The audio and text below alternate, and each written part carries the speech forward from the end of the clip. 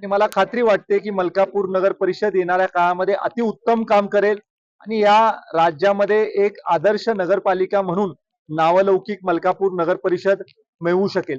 काही गोष्टींच्या बाबतीमध्ये निवडणुकीमध्ये आपण शब्द दिला होता.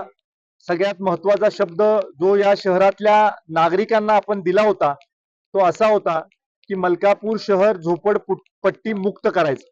आता झोपडपट्टी मुक्त मलकापूर शहर करण्यासाठी ज्या अडचणी आहेत त्याचा आढावा आम्ही निश्चित घेत आहोत. 1995 साली इथं झोपडपट्टीचं पुनर्वसन झालं आणि झोपडपट्टीचं इथं ज्या वेळेला स्थापना झाली त्यावेळेला 140 कुटुंब साधारणतः त्या काळामध्ये होते आणि 30 वर्षानंतर आता कुटुंबाची संख्या स्थलांतरित लोकांना गृहीत धरून 540 इतकी झालेली आहे आणि त्यामुळं 6 हेक्टर जागेमध्ये 540 कुटुंबांचं पुनर्वसन करणे हा आमचा पहिला अजेंडा असणार आहे.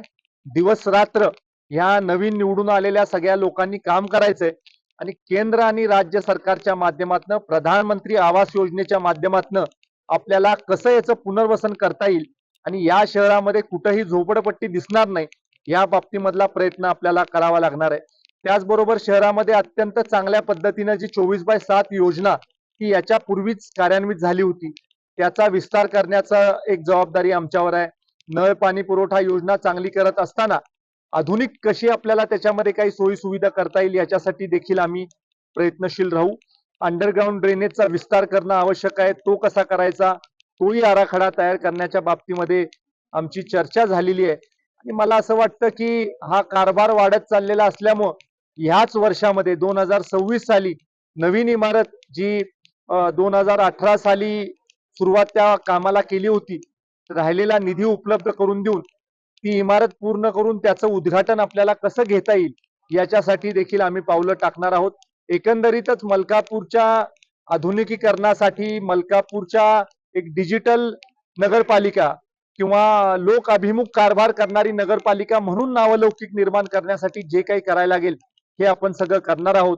त्याचबरोबर सगळे नवीन निवडून आलेले लोक आहेत त्यांना मी सक्त सूचना दिलेल्या आहेत की झिरो टॉलरन्स टू करप्शन अशा पद्धतीचा कारभार मलकापूर नगरपालिकेचा राहील.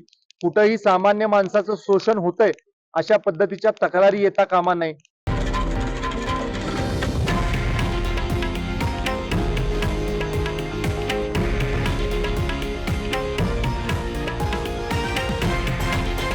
हे आहे देशातील नंबर 1 न्यूज नेटवर्क आणि आपण पाहत आहात TV9 मराठी, एकमेव.